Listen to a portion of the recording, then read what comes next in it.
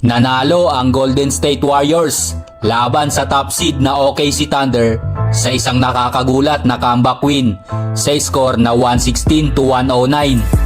Matapos ang sunod-sunod na hindi magandang laro, muling bumangon ang Warriors sa harap mismo ng kanilang home crowd sa Chase Center.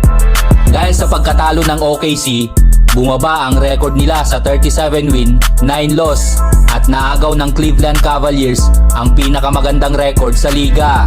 Samantala, umangat naman ang Warriors sa 24 win at 23 loss at kasalukuyang pantay sa Sacramento Kings para sa ika-10 pwesto sa Western Conference.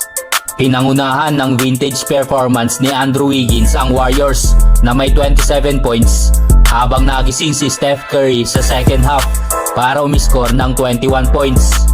Sa kabila ng pagkatalo, nagpakitang gilas naman si Shai Gilgeous-Alexander para sa OKC sa kanyang ikalawang 50-point game ngayong season. Nagtapos siya na may 52 points. Dikit ang naging laban sa simula, pero agad na lumamang ng 14 points ang Thunder sa first quarter matapos mag-init si Shai at umiskor ng 21 points sa kanyang 52 points. Pero nang lumamig ang opensa ng Thunder, sinamantala to ng Warriors. Sa buong laban, hindi naging maganda ang shooting ng Thunder. 40.4% lang mula sa field at 23.1% sa 3-point range.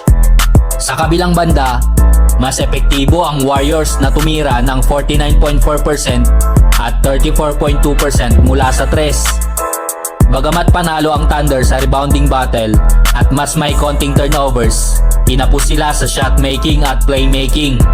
Halos nakaasa lang sila kay SGA at nahirapan silang makahanap ng iba pang consistent scorer.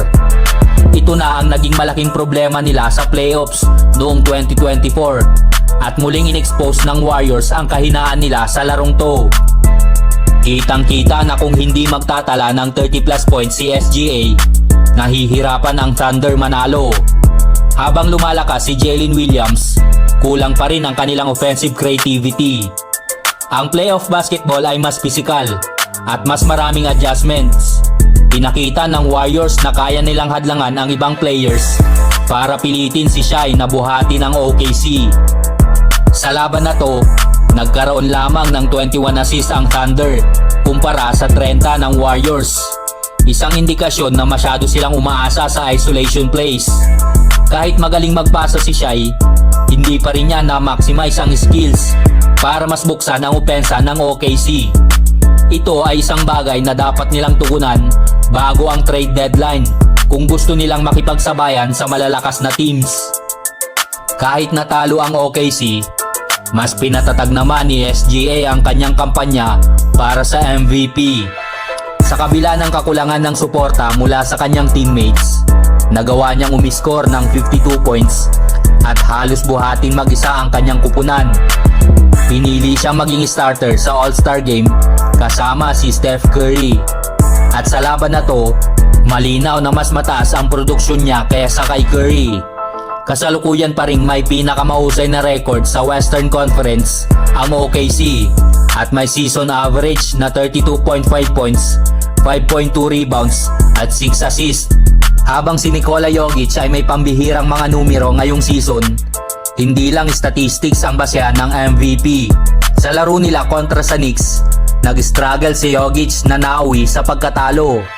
Kung mapapanatili ni SGA ang kanyang mataas na antas ng laro at madadala ang Thunder sa higit 60 panalo ngayong season, posibleng siya na ang mag-uwi ng MVP trophy. Bagamat masakit ang pagkatalo nila sa Warriors, hindi nito binabawasan ang pagiging isa sa pinakamagaling na malalaro ni SGA ngayong season. Take that one in the right corner to find his rhythm in this game. The step through, around and down, plus a foul.